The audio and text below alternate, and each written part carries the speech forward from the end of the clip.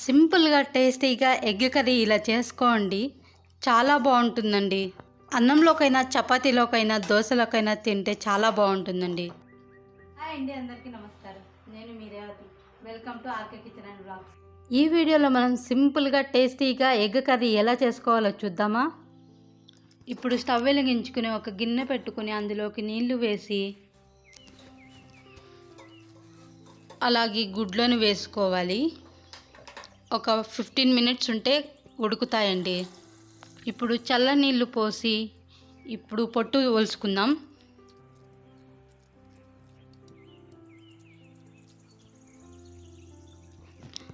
గుడ్లకు ఘాట్లు పెట్టుకోవాలి.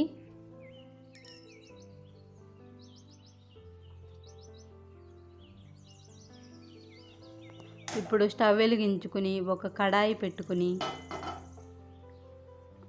అందులోకి ఆయిల్ వేసి పసుపు, ఉప్పు, కారం వేసి ఇందులోకి గుడ్లను వేసి బాగా వేపుకోవాలి.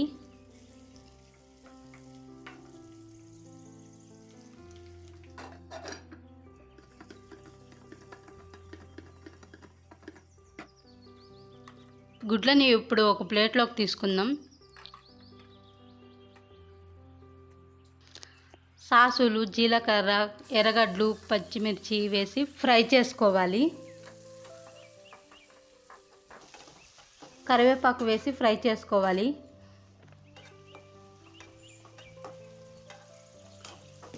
అలాగే ముందుగా మిక్సీ పట్టుకున్న టమాటా ప్యూరీని వేసి బాగా కలుపుకోవాలి.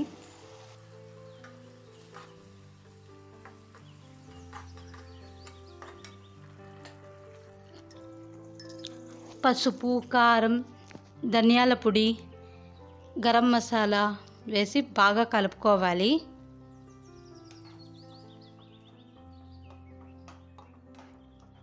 నేను ఎగ్ కర్రీ మసాలా పౌడర్ తీసుకుంటున్నాను, ఇందులోకి వేసుకుంటున్నానండి.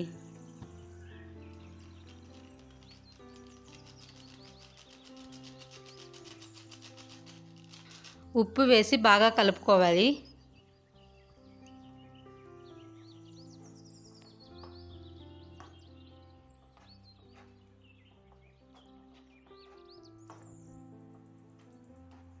అలాగే గుడ్లను వేసి మూత పెట్టుకోవాలి.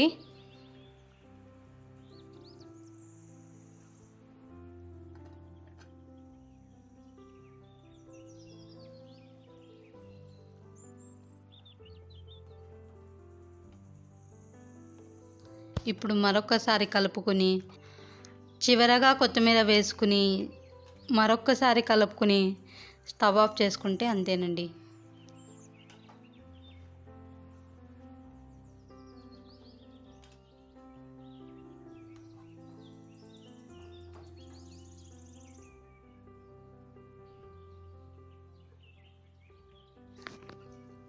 అంతేనండి, సింపుల్గా ఈజీగా ఎగ్ కర్రీ రెడీ అయిపోయింది.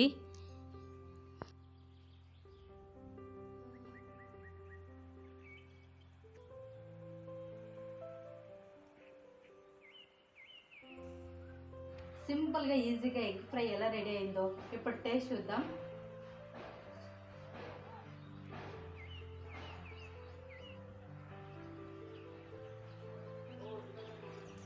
టేస్ట్ అయితే సూపర్గా ఉందండి. ఒకసారి మీరు కూడా ట్రై చేస్తే ఎలా వచ్చిందో కామెంట్ చేయండి. అలాగే ఈ వీడియో నచ్చితే లైక్ చేసి మా ఛానల్ను సబ్స్క్రైబ్ చేసుకోండి ఫ్రెండ్స్. Thanks for watching.